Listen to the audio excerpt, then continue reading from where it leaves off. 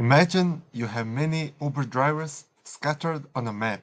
Checking each driver and their distance to ourselves takes n time. So our plan to go back home is giga cooked. But we are Berea college students. We are skippery geniuses. Now we have better idea. Instead of checking every driver, we slice the map into a balanced regions. And that's where KD tree is coming to play. A KD tree is like a BST, except instead of storing just one number, each point or each node can have multiple dimensions. In this case, x and y. We could even have more dimensions if we wanted, but for this example, we have two. The difference between a BST and a KD tree is that in a KD tree, we alternate between comparing x and y at each level.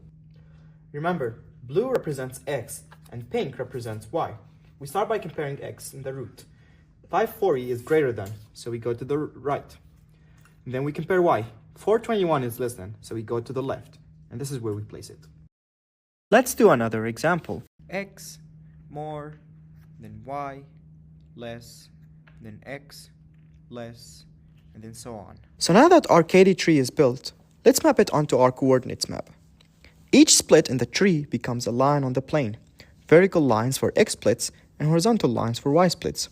You'll see the space is divided into smaller regions, and each driver's location falls into one of these sections. That way, finding the nearest Uber is just a matter of checking the right region. And now, we can move on to our algorithm. So now we start at the root node and move forward the quadrant where our stickman lies. As we go down the path, we calculate distance to every node we visit and keep track of the best smallest distance so far.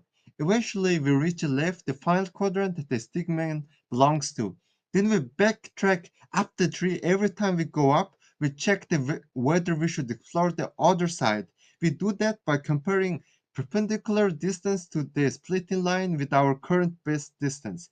If the perpendicular distance is smaller than our best distance, it means the other quadrant might contain a closer point, so we explore it. If it's bigger, we skip that whole side. After we finish, we check only the necessary quadrants. The best distance we've been tracking is our final answer. And the total time complexity of this algorithm is log n, so that we achieved optimal time